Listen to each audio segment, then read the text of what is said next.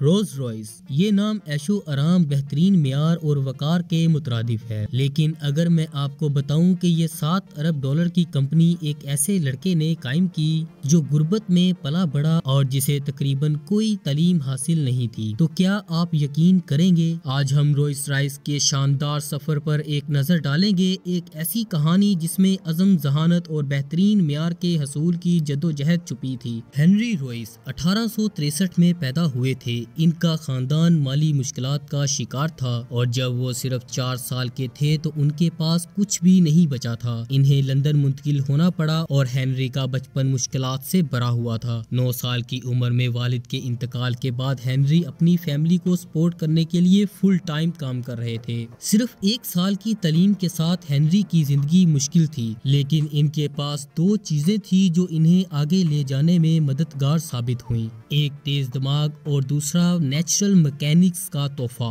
जो उनकी फितरत में पहले से ही मौजूद था।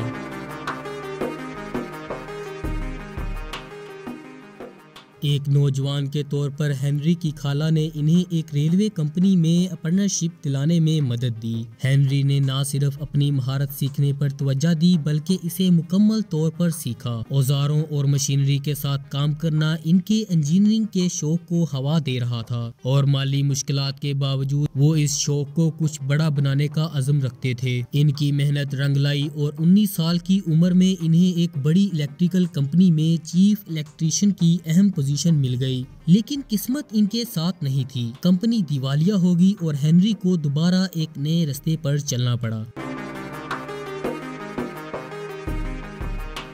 1884 में जब हेनरी के पास सिर्फ 20 पाउंड थे, इन्होंने अपने दोस्त एर्नेस्ट क्लेयरमाउंट के साथ मिलकर एक छोटा सा कारोबार शुरू किया जिसमें वो बरकी आलात बनाते थे।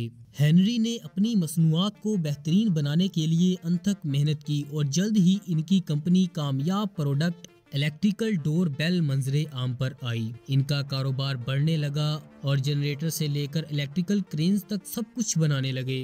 1899 तक वो एक छोटे स्टार्टअप से एक कामयाब कंपनी में तब्दील हो चुके थे।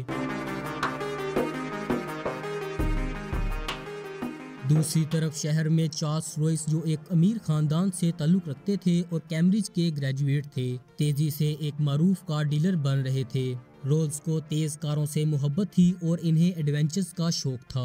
अगरचा वो हेनरी से बिल्कुल मुख्तलिफ दुनिया से आए थे, इनकी राहें एक ऐसी जिंदगी बदलने वाले तरीके से मिलने वाली थीं। 1904 में रोल्स ने हेनरी के नए कार मॉडल की आजमाइश की और बेहद मुतासिर हुए। इन्हें यकीन हो गया कि हेनरी बेहतरीन इंजीनियर है जो इन्होंने कभी देखे हैं, इसलिए रोल्स ने शराकतदारी की तजवीज़ दी और यूं रोल्स रॉयस वजूद में आई। पहले ही साल इन्होंने रोल्स रॉयस H10 का इंकशाफ किया जो इतनी बेहतरीन गाड़ी थी कि इसने अमीर तबके को बहुत मुतासिर किया। लेकिन इनकी अगली गाड़ी सिल्वर गोस्ट ने हमेशा के लिए इनको एक खास मुकाम दे दिया। सिल्वर गोस्ट एक इंजीनियरिंग और ऐशो आराम का शहकार थी। इसका पुरसकून इंजन और काबिले एतमाद खसूसियात की वजह से इसे दुनिया की बेहतरीन कार का खिताब मिला और आज भी ये अब तक की सबसे कीमती कारों में से एक मानी जाती है।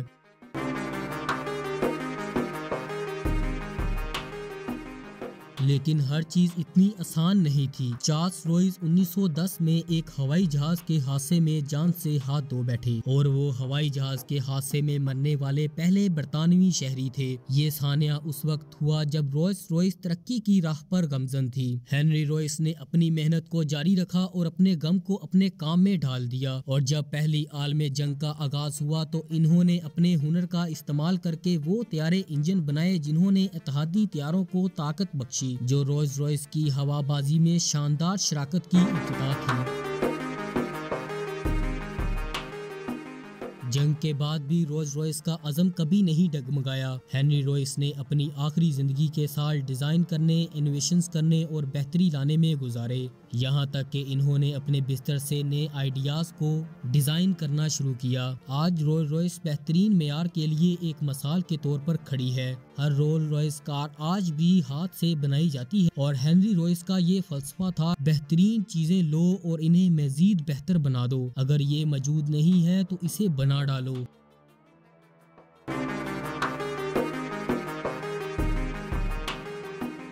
रोल्स रॉयस की कहानी सिर्फ ऐशो आराम की कारों के बारे में नहीं है, ये मुश्किलात का सामना करने, खतरात मोल लेने और बड़े ख्वाब देखने के बारे में है। तो जब भी आप वो मशहूर डबल आर देखें, इन दो लोगों की कहानी को याद रखें जो बिल्कुल मुख्तलिफ दुनियाओं से आए थे, लेकिन इन्होंने एक ऐसे ब्रांड को जन्म दिया जिसने ऐशो आराम की डेफिनेशन को हमेशा के लिए बदल दिया और एक ऐसी विरासत छोड़ी जो हमेशा जिंदा रहेगी।